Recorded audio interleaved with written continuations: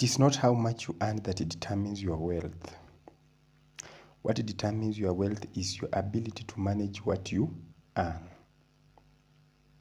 Sign that you are working for only today is when you spend every coin that you have earned. You are only free when you start living below your means. So if you are not living below your means, just know you are in a prison. And the best time to invest was last year. But if you know you have not invested, another best time to invest is today.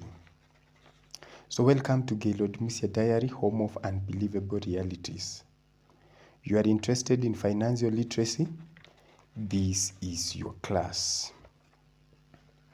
So before we start, if you know you are new here, I want you to do one thing. First, welcome, feel at home. Yeah, this class is also for old people who have been here since we started, and also for newcomers. So please subscribe to this channel. These are kind of channel that can change your mind in one sitting. So we only learn better from our mistakes. I want you to realize that. That's why today I'm going to teach you 7 money mistakes that holds people back. And mistake number 1 is we spend every coin we earn.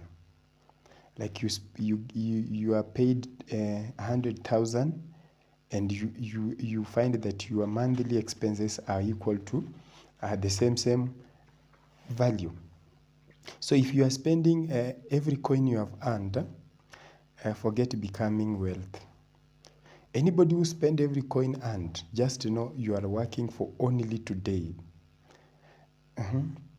A person who works for tomorrow will do the following. That person will get the salary, and then that person is likely to save something for tomorrow. They don't just save, they also invest part of that salary. So if you spend everything, just know you are going to depend on credit in case of emergencies. So emergencies are things that you have not planned for, like sickness. You are sick now, you start looking for loans. You are to travel to your rural homes because you had not planned for it. Now you start looking for emergencies. And those emergency loans are expensive because they are determined. The interest rate is determined by the giver or the lender. Mistake number 2 is we live beyond our means. Let's say, for example, you are earning 90,000, but you are living on 120,000. So my question is, where is the 30,000 coming from? So if you know that's your habit, forget becoming wealth. The reason why I'm telling you to forget becoming wealth is that you have to remember that wealth is not determined by how much you earn, but it is determined by how much you keep, save, then invest. But somebody who is earning 90 but spending 120, that person has got nothing to save. In fact, that person is in debt. Mistakes number 3. We don't create emergency funds. So any urgent financial needs like medical bills, loss of job creates panic to a person without emergency fund. So any person without emergency funds handles such emergencies by either selling assets at a loss or going for a very expensive credits from Shylocks. I want you to realize that saving for emergency funds prevents you from borrowing. Mistake number 4. Mistake number 4 is waiting too long to invest. There is a choice that we are left with, that you have to choose investing a small amount now, or you'll be forced to start investing larger amount of your salary tomorrow, which will disorganize your financial security. Sorry for that. I want you to understand that You don't need to be rich to start investing. Let nobody lie to you. You don't need to be rich to start investing. That's why I told you that the best time to invest was last year. But the good news is that another best time to invest is today. So start now. Mistake number 5 is we start investing without learning. Yeah, and if you know you are investing without learning, just know those are get rich quick schemes, which are for poor people. I want you to realize that poor investment decision is not a result of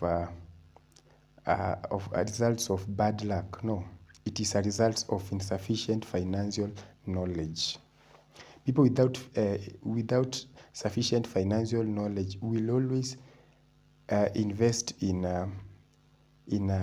get rich quick schemes, and I've told you that those are for poor mindset. So I want you to invest first in your knowledge before investing your money. And how do you invest in your knowledge? Buy books. Buy financial books. Some of the books that can change you in one sitting is called The Millionaire Mindset. Go and find that book. That book is it's not a book to joke with. Mistake number 6 is we rely much on one source of income. We fail to understand that multiple source of income creates financial stability. So any person with just one source of income, that person lacks financial stability. So a person with one source of income is compared to a person with one leg. You lose the job, you lose your income.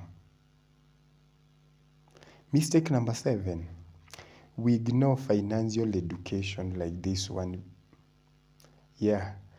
So many people are not interested in financial education. By the way, content that sells better in Africa are a comedy. So if you know you are not doing comedy, just know your content is not going to sell faster. It will take time. So we ignore financial education like this one, and we fail to understand that financial education is not about making more money. No. What is now financial education about? Financial education is about making smart financial decisions with our money, like budgeting, like saving, like living below our means.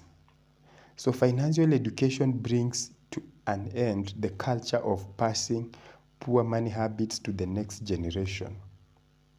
So for you to end that poor money habits, you need to start financial education so that you can teach your coming generation smart decisions about money. In conclusion, building wealth is a journey and not a race. You are not competing with anyone. I believe now you have learned, and if you know you have learned, I want you to do me just one favor. Remember, the success of this channel depends on you, a learner. So I want you to subscribe, share, comment, and like. Bye. See you in my next video. Take care.